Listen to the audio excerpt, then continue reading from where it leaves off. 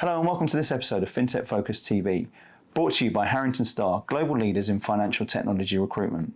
Head over to the Harrington Starr website today, where you'll be able to download our brand new documentary, The Era of Convergence, which charts the merger of traditional and decentralized finance. You'll also be able to see our new magazine, The Financial Technologist, with the top 1% Workplace Awards. Enjoy the show, and we'll see you soon.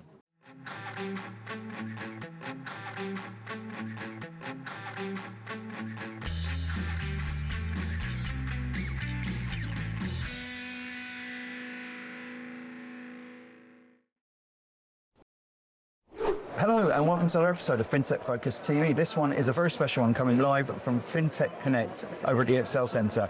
I'm absolutely delighted to be here with Alfonso from QoKoon. Alfonso, lovely to meet you. Yes, thank you, and nice. Thank you for having me here. Absolute pleasure. Look, it's a really interesting show out here today. Loads and loads to get through and interesting companies to talk to, etc., etc. We've got lots to talk about. We've just had a little preamble beforehand. I'm excited about what you guys are doing in the business. Before we get into the meat of it all, tell us a little bit about who you are, the business, and what you do. So, yes, thank you. My background is in investment banking and private equity, financial management and corporate restructuring.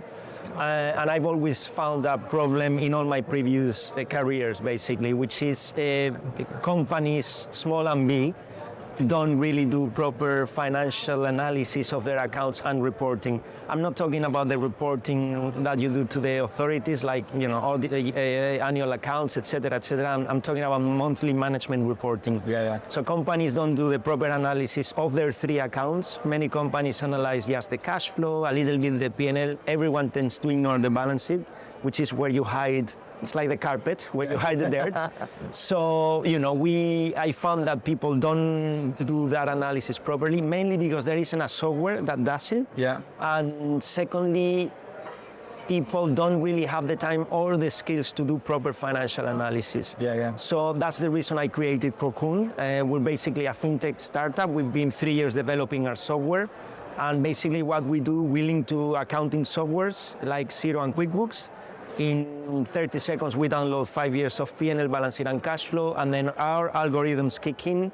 We do all sort of analysis for the three accounts, P&L, balance sheet, and cash flow, and we give you the outputs in terms of trends, KPIs, anomalies, and importantly, we prepare the monthly finance report instantly. So the moment the accountant says September, October is closed, all the analysis and the monthly report is ready to print, not just with charts, but also with written commentary. Our algorithms, for example, can tell you in a sentence why your profits are going up or down. Okay. I'll stop here. We can elaborate more if you want. And so with all of that, that's really interesting for me, because you're talking there about a problem which people don't have the time or the skill sets to generally do it in-house. And the software. And the software alongside it. So those sort of three come through and companies muddle through. What's the impact of not having that in that situation? It's a great question. The impact is that mainly, companies, by companies I mean the CEO, the board, even the CFO sometimes, or investors, if the companies are VC invested or angel invested, they don't really understand what's going on. If you don't analyze your finances, you don't understand what's going on. If you don't understand what's going on, it's like driving blind. The more you understand, the more you can take better decisions to improve the three accounts. I'm going to keep on talking about the three accounts because companies should manage their P&L, their balance sheet, and their cash flow. They tell you three different things. P&L tells you your profitability, cash flow your liquidity, balance sheet tells you your strength of the company. If you don't know that, you cannot manage or improve them. A secondary effect is that companies that are better managed, they're less risky, they grow and faster and become more liquid and stronger, which helps them get finance, be it equity or debt. Okay. So it's a really interesting sort of situation for them to be in, to be in that sort of zone. The benefits to them, who are people getting this sort of information, that sort of insight. Talk to us about how companies are profiting from having the software. Yes, so we actually we've been 3 years in developing the software, but we launched 6 weeks ago. Our SaaS product is already online for people to test. We have the typical 30-day free trial and a very attractive introductory offer in terms of pricing. But the people we've been testing with, they really, really like what we do. As an example, someone who shares the office with us, the day we launched, I went downstairs and and the second one you have to register. So she registered. No choice. No. And so within 30 seconds, she got 5 years of P&L balance sheet and cash flow. She looked at me and she said, angry, and she said, these numbers are wrong. And I said, it's not us. This is your accountants doing the bookkeeping wrong. Yeah. So in 30 seconds, she realized that the bookkeeping wasn't right. She said, these numbers are wrong. The problem in the industry is that many times accountants or the controllers, they don't do the proper bookkeeping. Like any AI, we are AI, our algorithms are AI. Okay. Like any AI business, we depend on data being properly entered and properly structured, and that means bookkeeping for what we do.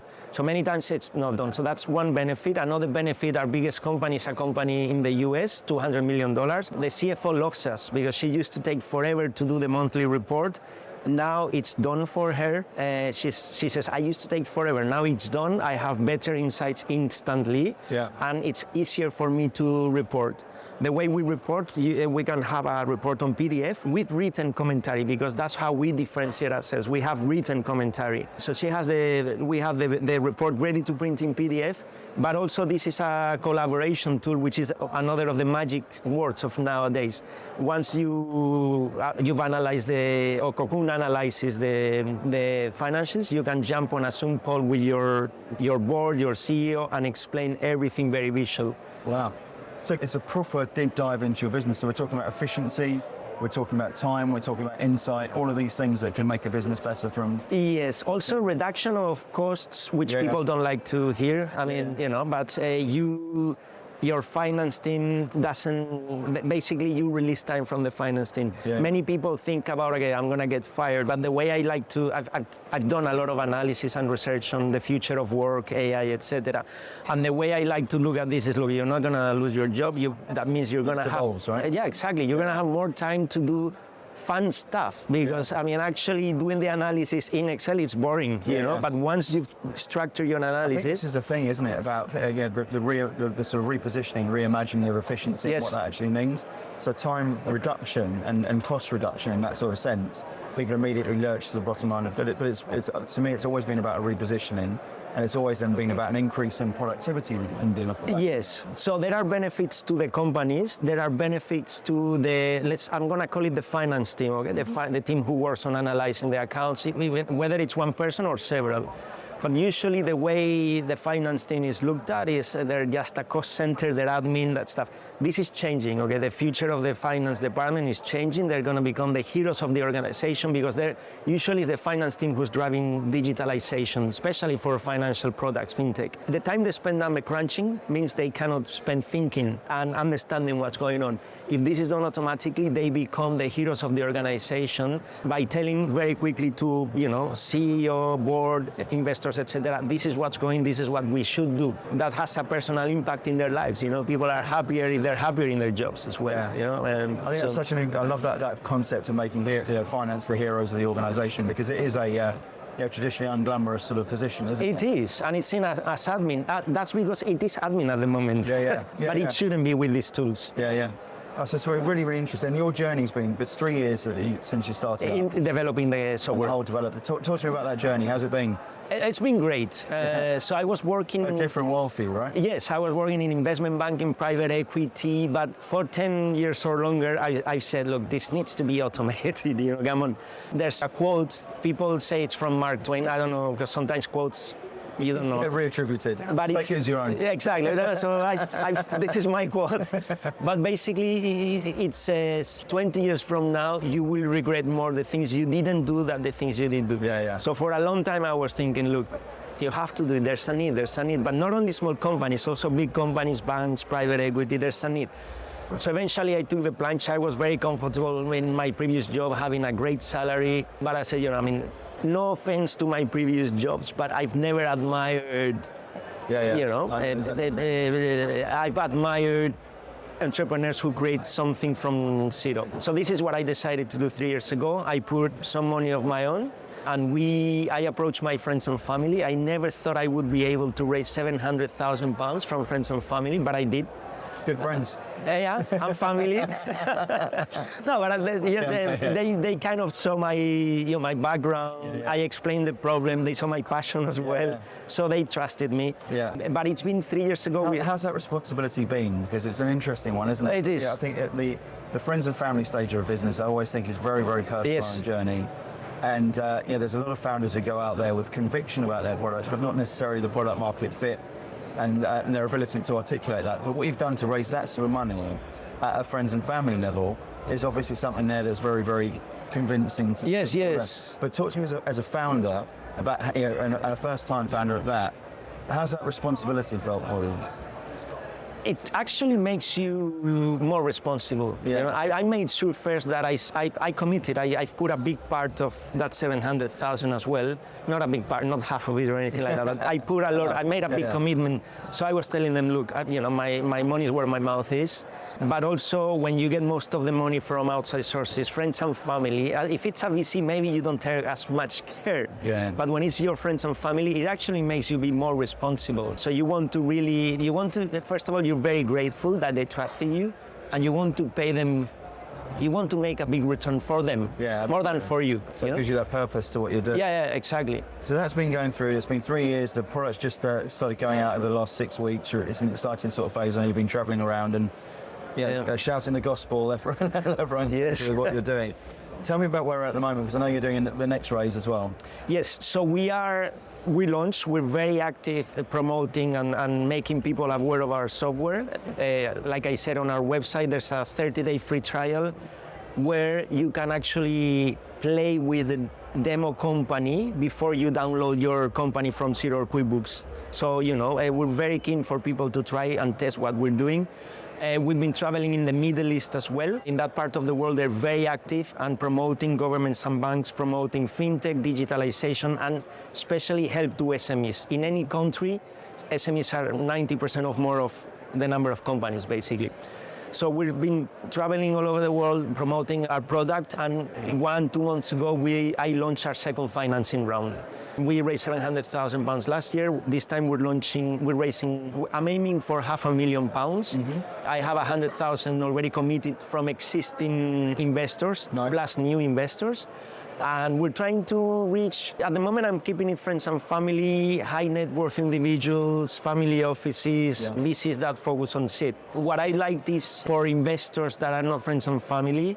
So I want smart money, basically. People who can at this stage help us growing with contacts, etc., etc. So it's an interesting climate, isn't it, for financial raises? There's a lot of negative headlines around. Yes. But within that, there's also a lot of opportunity. And I think I was talking to someone yesterday talking about going on the VC aspect of VCs are going in there with a 4-year play. So they're not looking at things at the moment and saying, right, I need a return tomorrow. They're looking at, and they know cyclically where things come through. And no matter what the economy does over the last, I think there's external forces that give ourselves the opportunity to push that further forward. For me, it's a great time to invest at the moment in businesses, because you can see that there's a return that comes a little bit further down the line if you've got the right products and the right runway. So I think, going back to something I speak about a lot on this show, which is good companies will always be able to raise good money. Yes. I think bad companies struggle a little bit more at this sort of stage. Tell me about the journey this sort of time. 700,000 last year is probably a better time to be raising that sort of money. But with a product that's a little bit further down the line and got some traction to it, I'd imagine that sort of balances it up a little. Yeah, I'll tell you, before that, since you said that you think it's a great moment to invest in fintech, let's talk later on about investing in QoKoon. No, but I mean, my marketing person actually jokes, because she has a background in startups and fintech, and she says, look, I've never seen anyone raise funds as easy as you do. But that's because I was talking to friends and family. In this second round, I'm talking to people who don't know me that well. But you're right, good companies raise money in whichever climate, bad companies, sometimes they do, sometimes they don't. What I tell people is like, I mean, when I talk to potential investors, I said, look, averages are dangerous, okay? I mean, I don't want my valuation to be affected just because of the whole market has gone down. In fact, it's a little bit emotional. Like I was saying before, NASDAQ yesterday went up 5%, increased 4% because we had some good news from the Fed, you know? I love that. So I'm telling people, look, potential investors, I'm telling them, valuation now we can discuss, but I really want investors that think that this company can be worth in 3 to 5 years around 300 million. Because if you believe that, you're going to invest in QoKoon, whether the company is valued now at 10 million or at 50 million, because you think it can be worth 300 down the line. So this is the nature of conversations I'm having now. And are you finding that people are sort of putting, because I think at this sort of stage, there's certain people who can take advantage of the market. It's and it happened both ways. You know, there were founders who were overvaluing businesses beforehand and happy to take the money from it. At this sort of stage, you can see it swinging the other way, and people are investing, wanting more preferable valuations to their sort of sides. I think that's a dangerous game for both sides on either side of it. And the people who I've been talking to, I'm really impressed with, are saying they want a win-win scenarios, both from a VC perspective and from an entrepreneur perspective. How are you finding that aspect of it? There are people who are trying to take advantage of this, investors who are saying, look, I mean, this company, the market has gone down. It's a bit related to what I was saying before. The market's gone down. This company valuation is half of what it was last year. And I said, I mean, if someone starts like that, I don't really want to continue the conversation. I want to turn around the conversation to the future. It's what I was saying before. I mean, to me, the key to the conversation is, look, let's not talk about, before we talk about today's valuation, let's talk about the valuation in 3 to 5 years' time, potential valuation. Again, if you believe that it could be worth 300 or more, do you really care whether the valuation now is 10 or 20 million? I mean, why? If they have that future view, that patience, like it's not short-term investment, then you already see that you could work with them. Exactly. I could be talking for hours about all this sort of stuff. We're going to wrap it up. As I know there's a whole lot of stores you want to get round and networking to do later on today as well. But finish up by telling me who should get in touch with you at the moment. Who would you love to be speaking to, and what's the best way for them to do that? Yes, so we would like to talk to finance teams of companies. We would like to talk, and I'll tell you why. So, but in a nutshell, is accountants that work with companies. Progressive accountants. Many accountants are still stuck in just producing the accounts, but many accountants realize that they can provide better, more value-added services. So accountants, internal finance teams, we can save them a lot of time, like the company in the US, and we can make them look very good. Part-time CFOs, this is a growing industry because of COVID, remote working, lots of ex-investment bankers, private equity people say they want to have what they call a portfolio career. Being the part-time CFO of several companies, they can use QoKoon as well. So this is the perfect tool for finance team, whether it's an accountant, internal teams of part-time CFOs. That's one side. We also would love to talk to venture capital and private equity companies, because this is a tool they can promote to their portfolio companies so they can have better financial management. We're also working on a dashboard that monitors the portfolio for private equity and venture capital, so they can see where their best performance and worst performance. And why. And why, exactly. So once they see a company is not performing that well, they can go into the specific company, QoKoon, and analyze P&L, balance sheet, and cash flow. I think there's a big part of that to make sure that companies who are invested in businesses have a better success rate, because I sort of shudder with that Series A and B and when money comes into it and how it doesn't get right. And I think that the big win is for VCs and PE companies to basically look to be more supported in that. Yes, can I just comment on that very quickly? So actually the speak I was giving last week, I talked about, everyone's talking about FTX nowadays, but actually he was interviewed, SBF was interviewed on LinkedIn, and he actually recognized that their accounting was very poor. One of the things I say is non-existent. Exactly. And one of the but they were invested by very, very well-known investors. One of the things I say is, look, poor financial management is one of the top causes of company failure. And this solves all this, whether you're a company or an investor or a bank as well. Alfonso, it's been an absolute pleasure having you on the show. Good luck with QoKoon. Thank you very, very much for coming on the show today, and enjoy. Thank you very much for inviting me. Thank you very much. And thank you all for watching. We'll see you very soon on another episode of FinTech Focus TV. Thanks a lot.